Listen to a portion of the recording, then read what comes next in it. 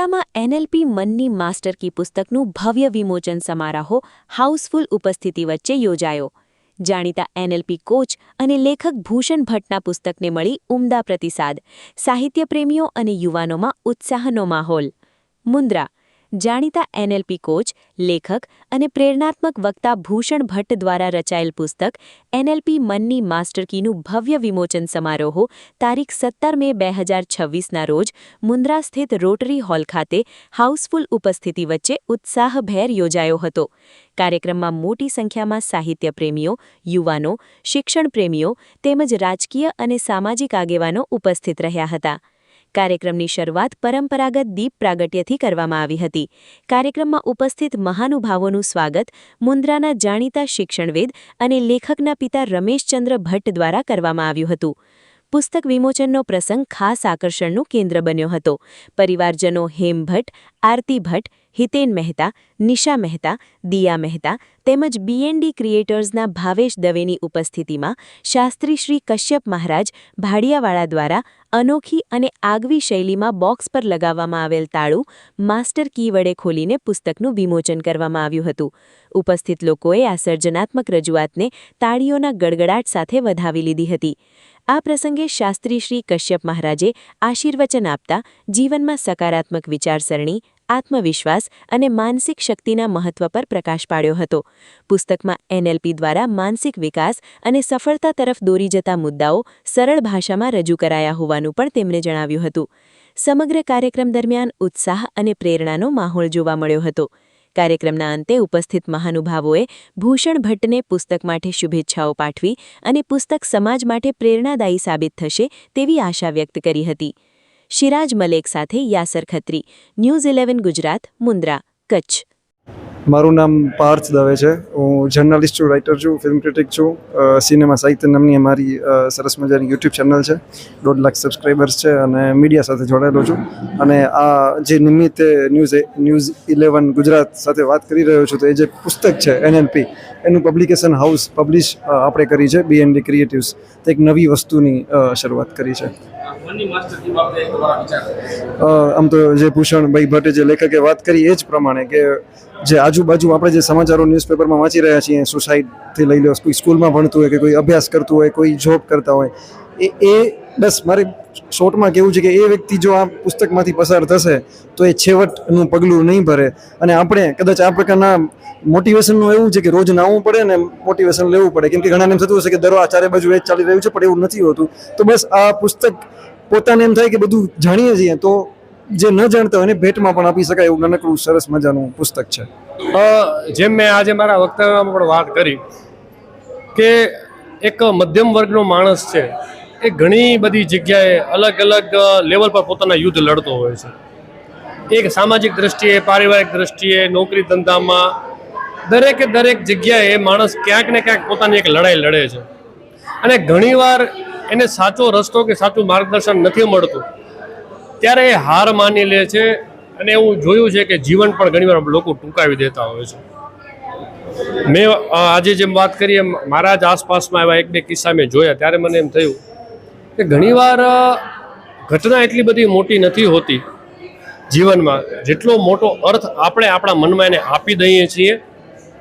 અને એના આધારે ઘણીવાર છેલ્લા પગલાં જેવું કામ પણ આપણે કરી લેતા હોઈએ છીએ.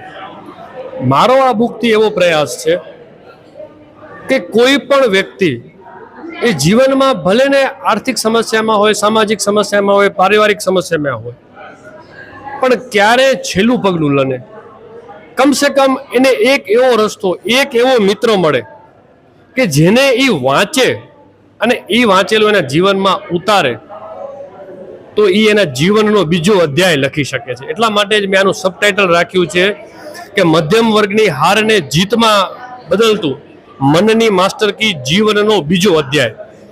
એક અધ્યાય કદાચ નબળો ગયો ને, એનો મતલબ એમ નથી કે જીવન નબળું છે. એક વસ્તુ બહુ નક્કી છે કે જ્યાં સુધી વ્યક્તિ સીધો ત્યારે ઊભી શકે જ્યારે એની કરોડરજ્જુ સીધી હોય.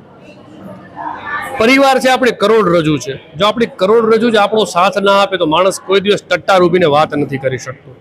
મારો પરિવાર મારી કરોડરજ્જુ છે, મારી સાથે રહ્યો છે ડગલે ને પગલે.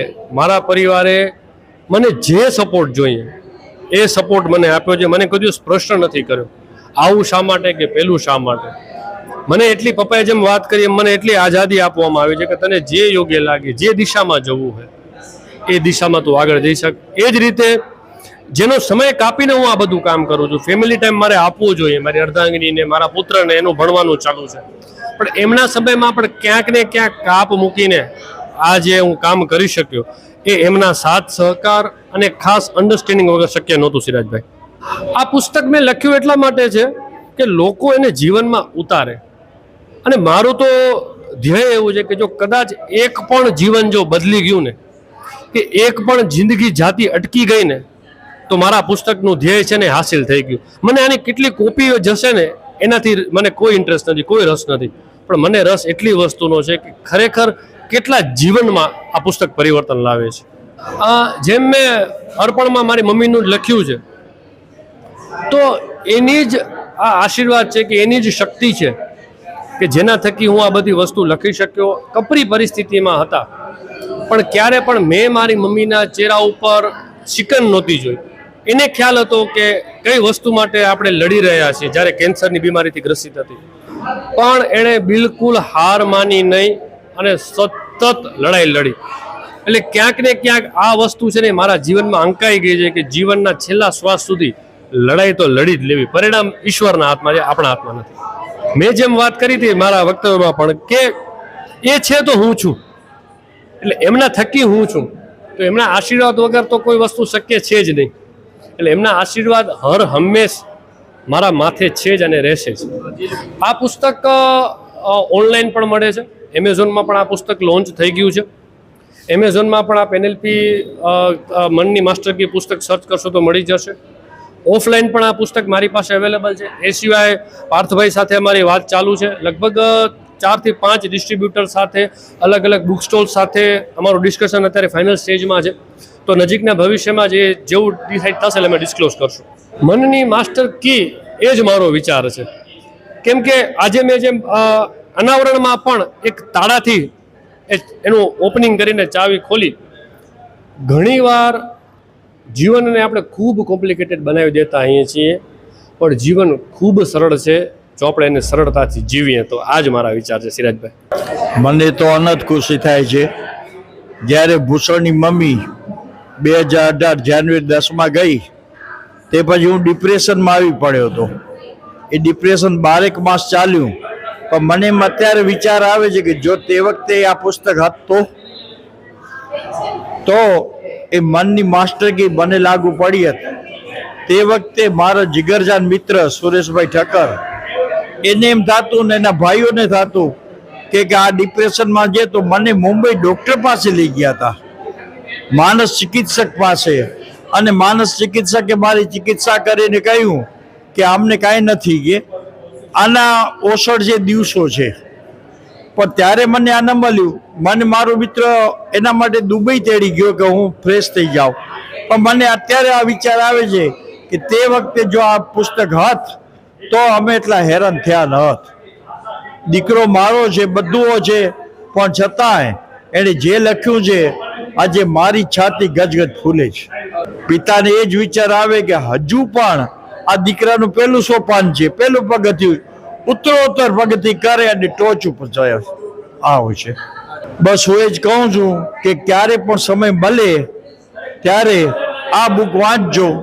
આપણા જીવનમાં બહુ જાજુ નહીં તો થોડુંક પરિવર્તન તો લાવશે જ. रफ्तार का जुनून, स्टाइल का तूफान. आपकी मनपसंद टीवीएस बाइक अब मुंद्रा कच्छ में युवा टीवीएस शोरूम पर. शानदार ऑफर्स और आसान फाइनेंस का मौका न चूकें. अभी कॉल करें 9998812998 या 9724518848.